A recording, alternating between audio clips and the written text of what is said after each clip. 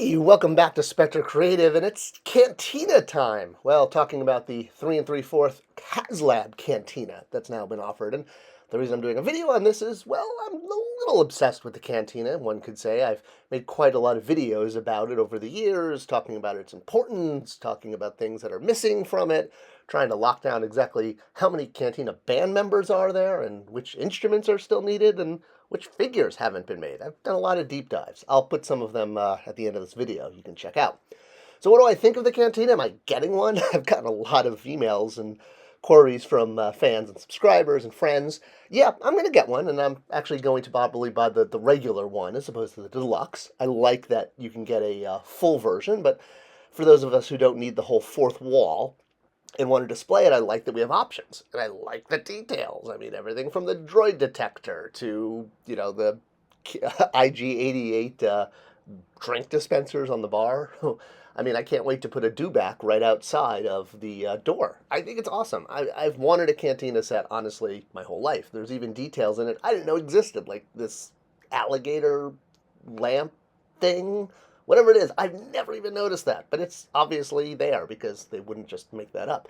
That's cool. I mean, the Cantina's poorly lit. What are you going to do? And I love that we're getting a bunch more Cantina aliens, especially ones that we've never had before as figures or, some good updates.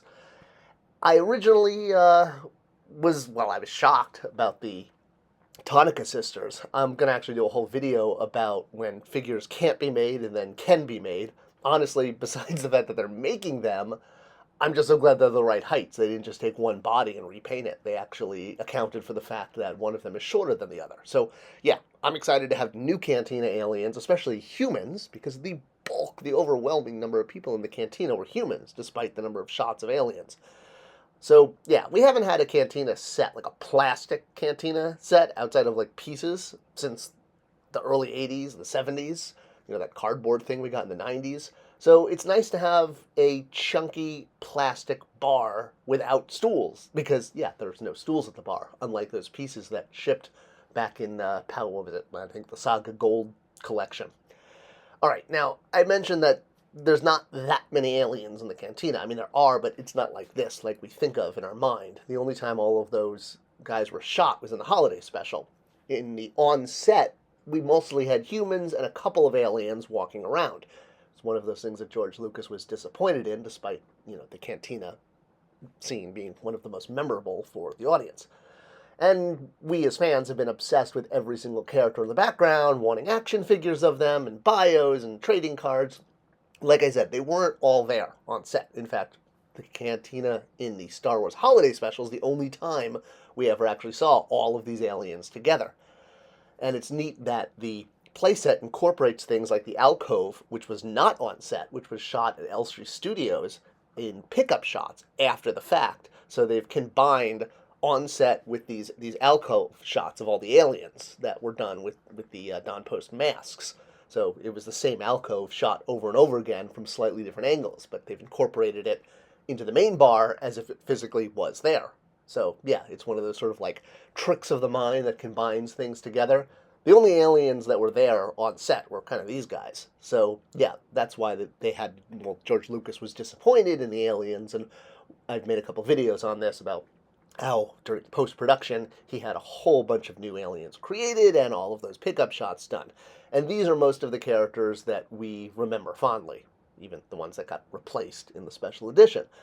But yeah, this was all done in England, not in Tunisia afterwards. So the playset combines both shoots, I guess you could say.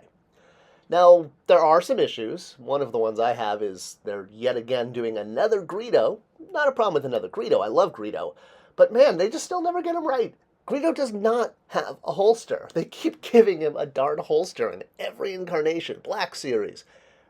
Yeah, Greedo does not have a holster. He never did.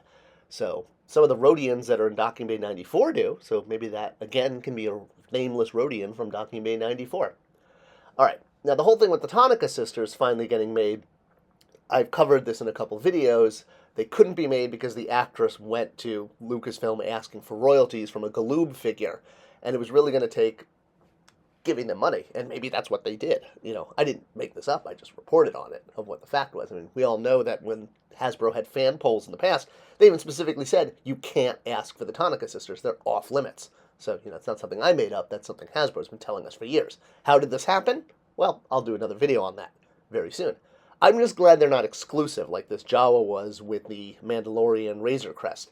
I'm not a completist with the Disney Plus. I am with the classic trilogy. So I'd be, I think, a little upset if, I know that they repackaged that figure for retail, but it had different accessories.